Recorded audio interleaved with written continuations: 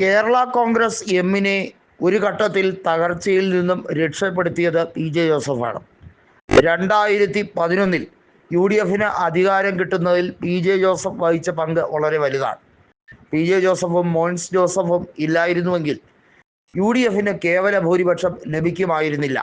ഇടതുപക്ഷത്തിൽ നിന്നും ചാടിയാണ് P J Joseph Kerala Congress എമ്മുമായി ചേർന്ന് യു ഡി എഫിൽ 72 സീറ്റുകൾ നേടിയെടുക്കുന്നതിന് കാതലായ സഹായം ചെയ്തു കൊടുത്തു.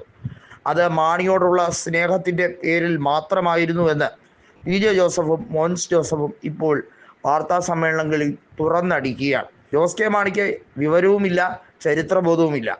അദ്ദേഹത്തിന് കേരള കോൺഗ്രസ് എം എങ്ങനെ ഉണ്ടായെന്നതിനെ പറ്റിയോ അതിൻ്റെ നടത്തിപ്പിനെ പറ്റിയോ ഒന്നും കാര്യമായ ഗൗരവത്തോടെയല്ല സമീപിക്കുന്നത്.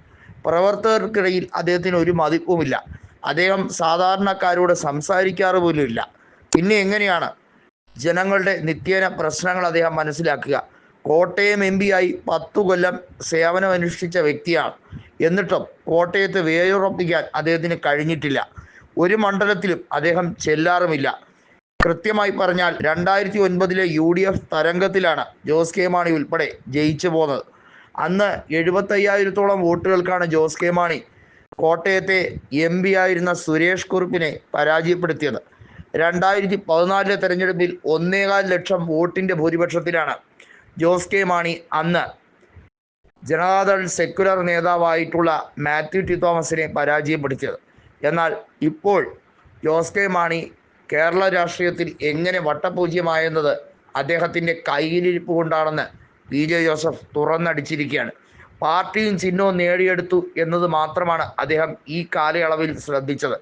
ജനങ്ങളുടെ ഇടയിൽ ഒരു രീതിയിലുള്ള പ്രവർത്തനം ചെയ്യാനും അദ്ദേഹം താല്പര്യപ്പെട്ടില്ല. അതിൻ്റെ ഫലമായാണ് പാലായിൽ ജനങ്ങൾ തോൽപ്പിച്ചു വിട്ടത്. എന്നിട്ടും ഇപ്പോഴും കുടിപ്പകയും കൊണ്ട് നടക്കുകയാണ്. കെ എം മാണിക്കില്ലാത്ത രാഷ്ട്രീയ പകയാണ് ജോസ് കെ മാണിക്കുള്ളത്. കെ എം മാണി രാഷ്ട്രീയ ചാണക്യനാണ്. ആരോടെങ്കിലും പകയുണ്ടെങ്കിലും അത് പുറമേ കാണിക്കാറില്ല. അദ്ദേഹത്തിന് എല്ലാവരുമായി നന്നായിട്ട് ഡീൽ ചെയ്യാൻ അറിയാം. അതുകൊണ്ടാണല്ലോ പാലായിൽ വലിയ വികസനമൊന്നും പിന്നീട് കൊണ്ടുവന്നില്ലെങ്കിലും അദ്ദേഹം എങ്ങനെയെങ്കിലുമൊക്കെ കഷ്ടിച്ച് ജയിച്ചു കൊണ്ടിരുന്നു. പക്ഷേ അദ്ദേഹത്തിൻ്റെ വിയോഗത്തിന് ശേഷം ആ മണ്ഡലം നിലനിർത്താൻ മകനെന്ന രീതിയിൽ അദ്ദേഹത്തിന് കഴിഞ്ഞതുമില്ല.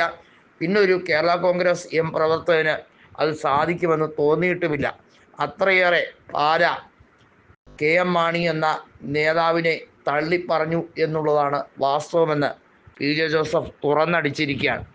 നിയമസഭാ തെരഞ്ഞെടുപ്പിൽ കേരള കോൺഗ്രസ് ജോസഫ് ഗ്രൂപ്പ് ഇനി കേരള കോൺഗ്രസിൻ്റെ എല്ലാ അട്ടിപ്പാറവകാശവും ഏറ്റെടുക്കുന്ന അവസ്ഥ വരും എന്നാണ് പി ജെ ജോസഫ് കൃത്യമായി പറഞ്ഞിരിക്കുന്നത്.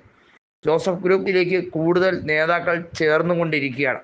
അത് വലിയ തോതിൽ സീറ്റ് വർധനയ്ക്ക് കാരണമാകും എന്നുള്ളത് ഉറപ്പിച്ചു കഴിഞ്ഞിരിക്കുന്നു.